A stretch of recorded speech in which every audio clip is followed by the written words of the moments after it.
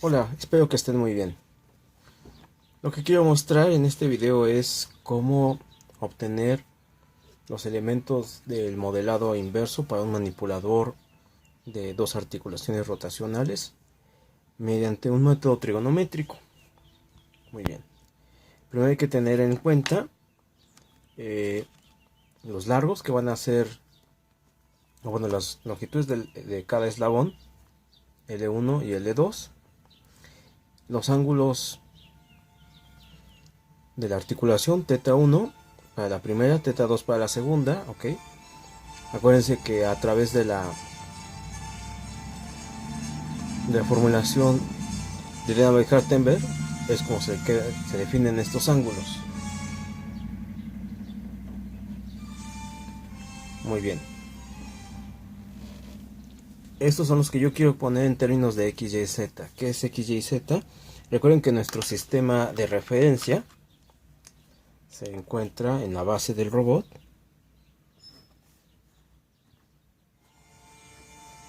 Entonces aquí tendríamos nuestro sistema que es X0, Y0.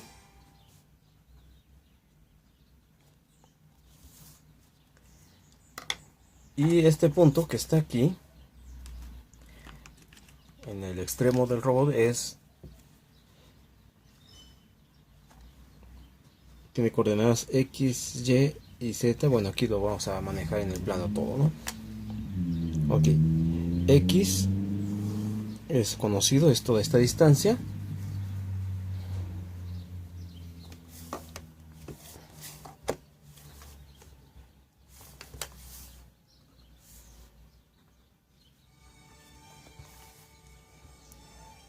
Y vamos a hacer un dibujo también para Y.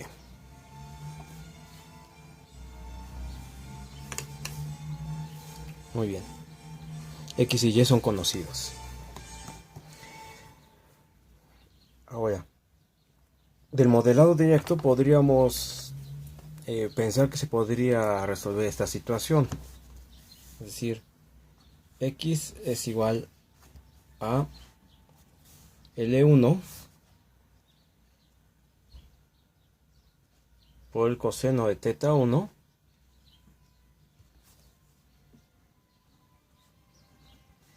más L2 por el coseno de θ1 más θ2. Y sería L1 por el seno de θ1 más L2 por el seno de θ1 más θ2. Ok, ese es el modelado directo. Lo que ocurre es que es prácticamente, más bien, si alguien encuentra cómo despejar θ1 y θ2, que son los argumentos de estos cosenos, y aquí es en suma de senos y de cosenos, ok, sería fabuloso que después me lo pudiera pasar, pero realmente es más sencillo hacer una división usando triángulos y aplicando ley de cosenos. ¿Cómo le vamos a hacer? Fíjense bien. Lo que vamos a hacer es un trazo de una línea que va desde mi origen hasta mi órgano terminal.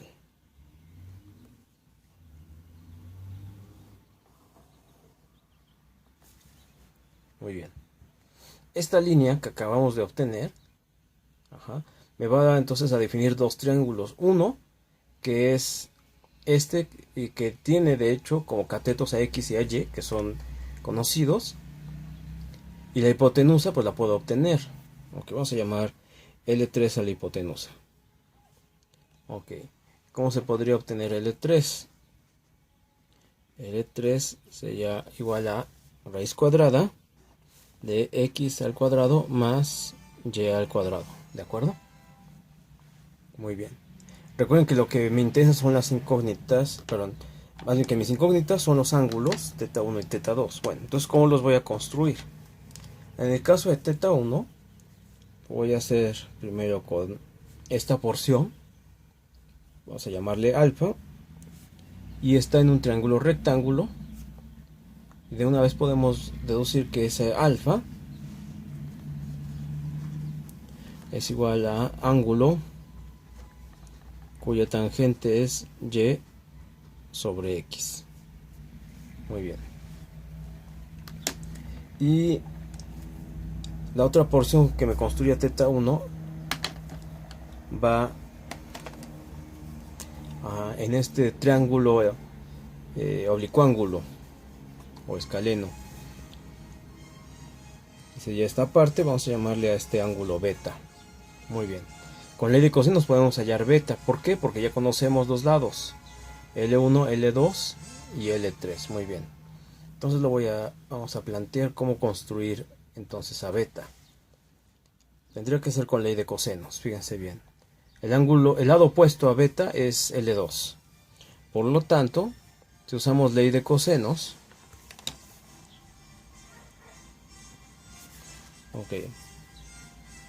usando ley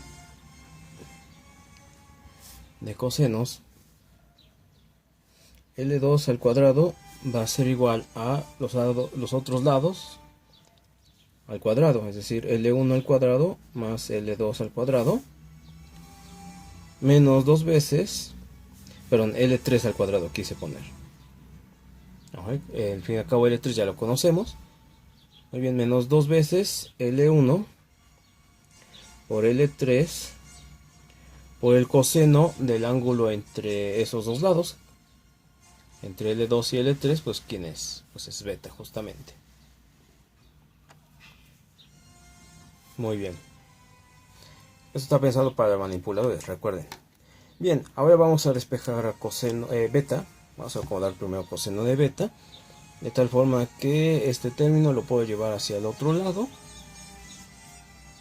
y tendría de una vez moviendo aquí. Aunque vamos a dejar primero estos dos, L1 y L3, ok, que multiplican a coseno de beta. Y del lado derecho tendría L1 al cuadrado más L3 al cuadrado menos L2 al cuadrado. Muy bien. Y aquí ya podemos despejar coseno de beta. Coseno de beta va a ser igual a L1 al cuadrado más L3 al cuadrado menos L2 al cuadrado sobre dos veces L1 por L3. Muy bien. Ahora, lo que yo quiero con el modelado inverso es obtener funciones que me den que me permitan programar los ángulos. La bronca que tiene aquí, ¿por qué no he despejado beta? Bueno, porque la función ángulo cuyo coseno tiene un rango muy limitado. Su rango va de menos 1 a 1. Ok, entonces, ¿qué ocurre? Es muy probable que aquí pueda tener algunas broncas. Entonces, una función que va a tener más propia, porque puede tener un rango que va en todos los reales, es ángulo cuya tangente. Entonces, lo que vamos a hacer es simplemente utilizar las proporciones. ¿Qué es el coseno? El coseno es el cateto adyacente sobre la hipotenusa. Eso significa que entonces este numerador es el cateto adyacente y este denominador es la hipotenusa. Por lo tanto, podemos obtener el cateto opuesto. El cateto opuesto, aunque recuerden de Pitágoras, que opuesto al cuadrado más adyacente al cuadrado es igual a hipotenusa al cuadrado. Entonces, si aquí despejamos el cateto opuesto, vamos a tener hipotenusa al cuadrado menos adyacente al cuadrado sobre, bueno, y esto le sacamos la raíz cuadrada. Muy bien. Muy bien. Ahora con los elementos que aquí tenemos, el cateto opuesto va a ser igual a hipotenusa al cuadrado, que es en este caso 4 por L1 por L3 al cuadrado. Bueno, esto elevado al cuadrado va a ser 4 veces L1 al cuadrado por L3 al cuadrado menos cateto adyacente al cuadrado, es decir, esa L1 al cuadrado más L3 al cuadrado menos L2 al cuadrado. Ok, todo esto elevado al cuadrado. Y ahí tengo entonces esta hipotenusa. ¿Para qué quiero eso? Para mejor utilizar la función tangente de beta. Ok, entonces tangente de beta va a ser igual a es tangente de su cateto opuesto entre cateto adyacente, perdón. Ok, entonces aquí en el numerador vamos a tener 4 por raíz cuadrada de 4L1 al cuadrado por L3 al cuadrado menos, entre paréntesis, bueno, L1 al cuadrado más L3 al cuadrado menos L2 al cuadrado, todo esto elevado al cuadrado. Muy bien. Y el cateto adyacente, que es L1 al cuadrado más L3 al cuadrado menos L2 al cuadrado. Ok, recuerden que aquí lo que me interesa es despejar a beta. Beta va a ser igual a ángulo cuya tangente es entonces esta razón. Ok, la vamos a anotar nada más para que quede bien presente. Ok, 4 veces L1 al cuadrado por L3 al cuadrado menos L1 al cuadrado más L3 al cuadrado menos L2 al cuadrado, y esto elevado al cuadrado, y eso sobre L1 al cuadrado más L3 al cuadrado menos L2 al cuadrado. Muy bien. Y regresando entonces a nuestra figura, alfa más beta es teta 1. Ok, entonces podemos ya dejar indicado una parte del modelo de inverso que ya habíamos que estábamos buscando. Teta 1 va a ser igual a alfa, que ya lo habíamos deducido, más beta. Ok, ¿cómo le vamos a hacer para encontrar a teta 2? Ok, vamos a volver a nuestra figura. Ok, ¿qué observamos? Teta 2 está comprendida, es la abertura que va, o más bien una parte de teta 2 está comprendida en la abertura de L1 con L2. O sea, sería todo este ángulo. Vamos a llamarle a ese ángulo gamma. Entonces, si yo sumo un ángulo llano a gamma, obtenemos teta 2. Muy bien. Eso significa que teta 2 va a ser igual a 180 grados más gamma o pi más gamma. Ok. El chiste va a ser ahora obtener gamma. ¿Cómo vamos a plantear gamma? Lo vamos a ver aquí. El lado opuesto a gamma es L3. Por lo tanto, podríamos usar también ley de cosenos para proponer encontrar a L3, perdón, a gamma. Entonces, ¿cómo lo vamos a hacer? Vean la figura. Sería L3 al cuadrado es igual a L1 al cuadrado más L2 al cuadrado menos 2 veces L1 por L2 por el coseno de gamma. Ok, vamos a escribir eso. L3 al cuadrado va a ser igual a L1 al cuadrado más L2 al cuadrado menos 2 veces L1 L2 por coseno de gamma. Y haciendo algo parecido a lo de hace rato, vamos a hallar entonces que coseno de gamma va a ser igual a L1 al cuadrado más L2 al cuadrado menos L3 al cuadrado sobre 2 veces L1 por L2. Muy bien. Y tendríamos que utilizar, o bueno, hacer un procedimiento parecido a lo que hicimos para beta, para no manejar la función ángulo cuyo coseno. Muy bien. Entonces aquí ya les voy a hacer un brinco, ya de una vez voy a escribir directamente cómo quedaría eso.